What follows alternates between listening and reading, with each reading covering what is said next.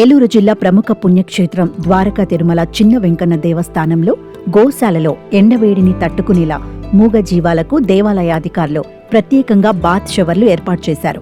దాంతో అవి హాయిగా సేద తీరుతూ అధిక వేడి నుంచి రక్షించబడుతున్నాయి. ద్వారకా తిరుమల చిన్న వెంకన్న దేవస్థానం గోశాలలో సుమారు 300కు పైగా ఆవులు, గజలక్ష్మిగా పిలువబడుతున్న ఏనుగు, ప్రస్తుతం ఒక గుర్రం, అదేవిధంగా సుమారు 15 హంసలు ఉన్నాయి. అయితే వేసవికాలం రావడంతో ఉష్ణోగ్రతలు ఒక్కసారిగా పెరిగిపోయాయి.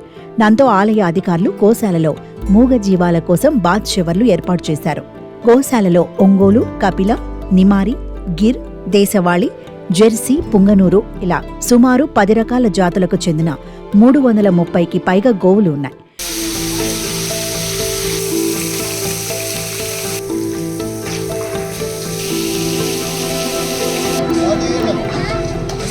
వాటి కోసం ప్రత్యేకంగా షెడ్లలో పశుగ్రాసం, మంచినీటి తొట్టెలు ఏర్పాటు చేసి వాటిని సంరక్షిస్తున్నారు. తీవ్రమైన ఎండ వేడి నుంచి ఉపశమనం పొందేలా ఉదయం 10 గంటల నుండి ఒక్కొక్క ఆవుని ప్రత్యేకంగా ఏర్పాటు చేసిన బాత్ షవర్ వద్దకు తీసుకువెళ్లి స్నానం చేయిస్తున్నారు. బాత్ షవర్ల కింద స్నానం చేస్తున్న సమయంలో ఆవులు ఎంతో హాయిగా సేద తీరుతున్నాయి. ఆ తర్వాత వాటిని షెడ్లలో కట్టేసి వాటికి పశుగ్రాసం, మంచినీళ్లు ఏర్పాటు చేసి షెడ్డు పైభాగంలో ఫ్యాన్లు సైతం ఏర్పాటు చేశారు. ఏమాత్రం ఉక్కపోతకు గురవకుండా ఉండే విధంగా షెడ్లలో నిరంతరం ఫ్యాన్లు తిరుగుతూనే ఉంటాయి. అదేవిధంగా షెడ్లపై చల్లదనం ఉండేలా ఎలిఫెంట్ క్రాకర్ అనే పాదులను సైతం పెంచుతున్నారు. ఇక ఆలయ గజలక్ష్మి ఏనుగుకు సైతం అది ఉండే షెడ్లో ప్రత్యేకంగా బాత్ షవర్ ఏర్పాటు చేశారు. ఉష్ణోగ్రత అధికంగా ఉన్న సమయంలో బాత్ షవర్ను ఆన్ చేస్తున్నారు. ఆ షవర్ నుండి పడే చిరు జల్లులలో ఏనుగు గజలక్ష్మి తడుస్తూ పులకించిపోతూ నృత్యం చేస్తుంది.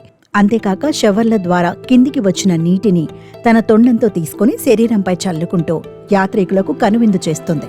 ఇక ఆలయ గోశాలలో ఉన్న గుర్రానికి సైతం ప్రతిరోజు బాత్ షవర్ల కింద స్నానం చేయిస్తున్నారు.